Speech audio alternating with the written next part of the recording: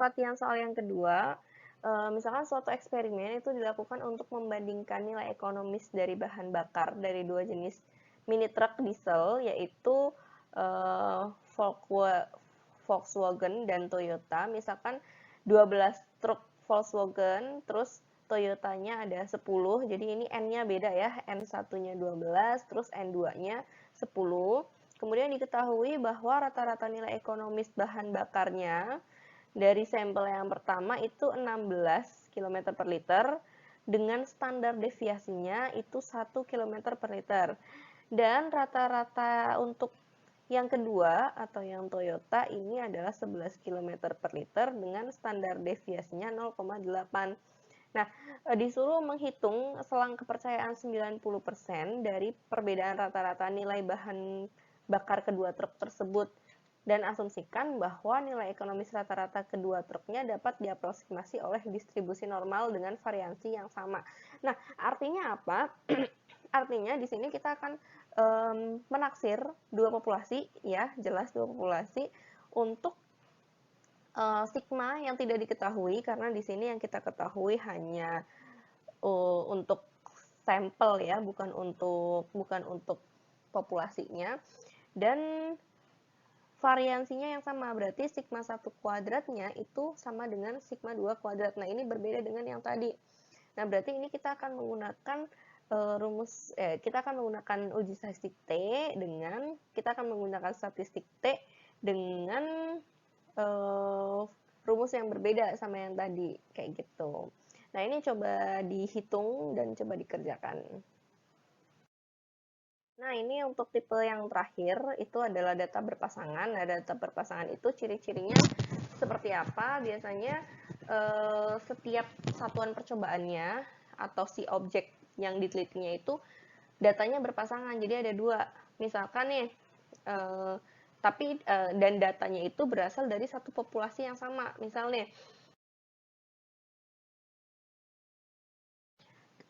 berat badan, kita mau mendata berat badan seseorang sebelum mengikuti program diet dan setelah mengikuti program diet. Berarti kan itu satu populasi yang sama dan orangnya sama gitu kan. Cuman datanya aja berbeda. Datanya ada satu pasang yang sebelum diet dengan yang setelah diet, seperti itu. Atau contoh yang lainnya, produksi minyak dari sumur A pada tahun 1980 dan 2000. Nah, ini berpasangannya adalah dari tahun 1980 dengan si tahun 2000-nya, seperti itu. Nah, untuk perhitungannya ini nanti untuk interval kepercayaannya, selang kepercayaannya nanti menjadi seperti ini. Ini kita sebutnya jadi D-bar. D-bar itu apa? Nanti kita langsung ke contoh aja ya. Ini D-bar min T, karena data berpasangan kita menggunakan statistik T, berarti ini kita menggunakan T di sini. Nah, ini dikali dengan standar deviasinya dibagi dengan akar N atau akar dari populasinya. Yang ditelitinya. Kurang dari mu D, kurang dari D-bar. Nah, ini sama. Oke, ini adalah contoh untuk data berpasangan. Jadi misalkan majalah Fortune pada Maret 1997 itu melaporkan bahwa total return kepada investor selama 10 tahun sebelum tahun 1996 dan juga total return pada tahun 1996 untuk 431 perusahaan, ini berarti N-nya. Total return dari 10 perusahaan terdaftar, ini populasinya. Total return dari 10 perusahaan terdaftar pada data yang di samping. Nah, ini ada 10 perusahaan return pada tahun 1986 sampai 1996. Jadi sebelum 96 ya, dari 86 sampai sebelum 96, sama yang waktu di 96, kayak gitu. Nah, disuruh menentukan selang kepercayaan 95% untuk perbedaan rata-rata persentase return ke investornya. Nah, kita akan melihat nih perbedaannya. Jadi kita akan melihat selisihnya, selisih dari dua data berpasangan ini. Jadi kalau data berpasangan ini memang data yang kita lihat adalah selisihnya atau perbedaannya, karena kita mau melihatkan perbedaan dari sebelum dan sesudahnya, seperti itu.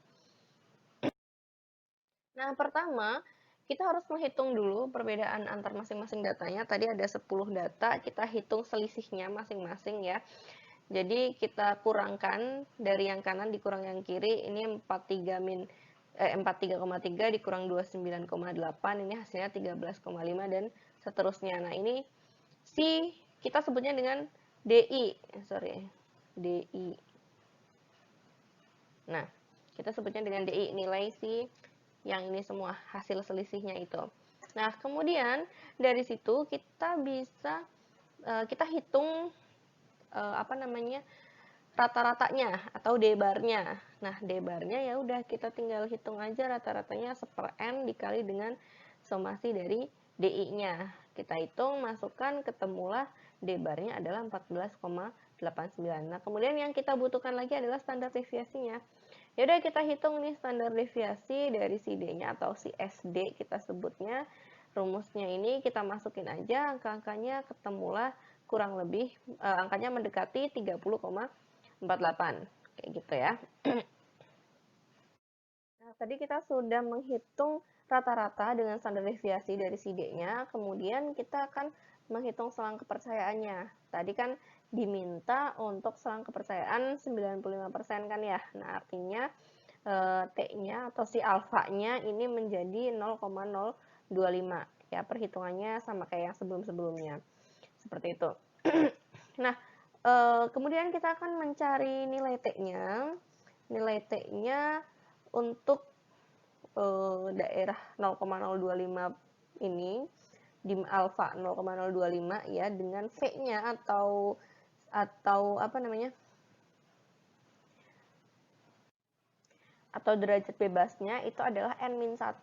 Tadi kan N-nya itu 10, berarti 10 min 1 menjadi 9. Ya udah dari sini kita bisa melihat di tabel distribusi T di mana alfanya itu 0,025 dengan V-nya atau derajat bebasnya adalah 9. Dapatlah nilainya adalah 2,262 seperti itu. Nah, ya udah dari situ tinggal kita masukkan aja ke dalam rumusnya. Ini D bar min T alfa per 2 dikali SD per akar N. Ini yang akan kita cari intervalnya. Dan yang kanan, sebelah kanan ini menjadi plus ya. Ya udah tadi kita sudah menghitung D bar, kita sudah melihat nilai T alfa per 2-nya di tabel. SD-nya juga sudah kita hitung, N-nya adalah 10, tinggal kita masukkan semuanya ke sini. Kita hitung dan hasil akhirnya adalah min 6,92, jadi interval kepercayaan 95% dari mu D itu adalah min 692 dan 36,7 seperti itu. Nah, sekian dari saya untuk interval kepercayaan dua populasi dan data berpasangan. Nah, untuk lebih jelasnya silahkan untuk mencoba latihan-latihan soal yang ada di buku. Terima kasih, selamat pagi atau selamat siang. Assalamualaikum warahmatullahi wabarakatuh.